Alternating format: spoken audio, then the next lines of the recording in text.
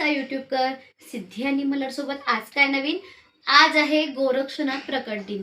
त्यानिमित्ताने आपण मस्त असे उडदाचे वडे आणि छान अशी आंबील तयार करणार आहोत। तर कशी करायची चला पाहूयात। त्यासाठी इथे उडदाची डाळ भिजवून घेतली आहे, मिरची आहे, जिरा आहे। आता हे आपण छान मिक्सरला वाटून घेऊ। पाण्याचा वापर खूप नाही करणार आहोत। डाळ आपण छान वाटून घेतली। आता त्याच्यामध्ये हिरवी मिरची आणि वाटलेलं जिरं याचा आपण खरडा टाकू। चवीनुसार मीठ, लेली कोथिंबीर। आता हे पीठ हाताने छान असं मिक्स करू जोपर्यंत हे पीठ हलकं होत नाही। याच्यामध्ये आपण सोडा नाही घालणार आहे।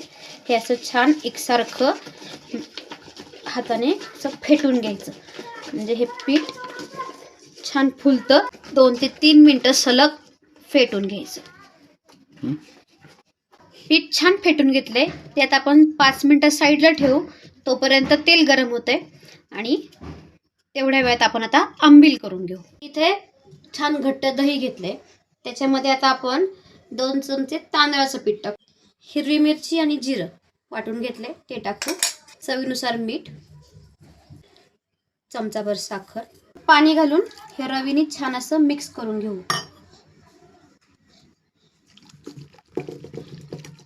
त्याला तेल गरम केले फोडणीसाठी, त्यात थोडंसं जिरं टाकू, नंतर टाकू कढीपत्ता।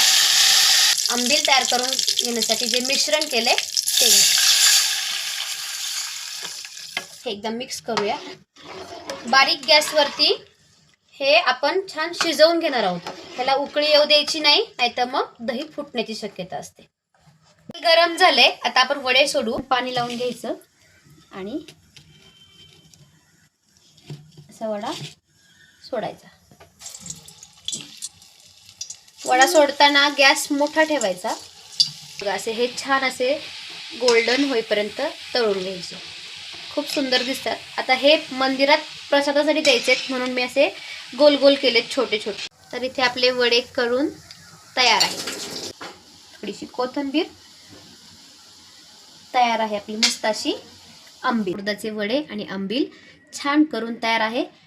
आज आपण ही गोरक्षनाथ प्रकट दिन असल्यामुळे मंदिरात प्रसाद देण्यासाठी हा नैवेद्य तयार केलाय।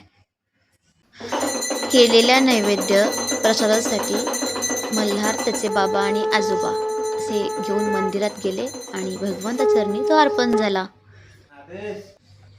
तर आजची रेसिपी तुम्हाला कशी वाटली ते तुम्ही नक्की सांगा आणि भेटू नेक्स्ट व्हिडिओ मध्ये। तोपर्यंत बाय बाय।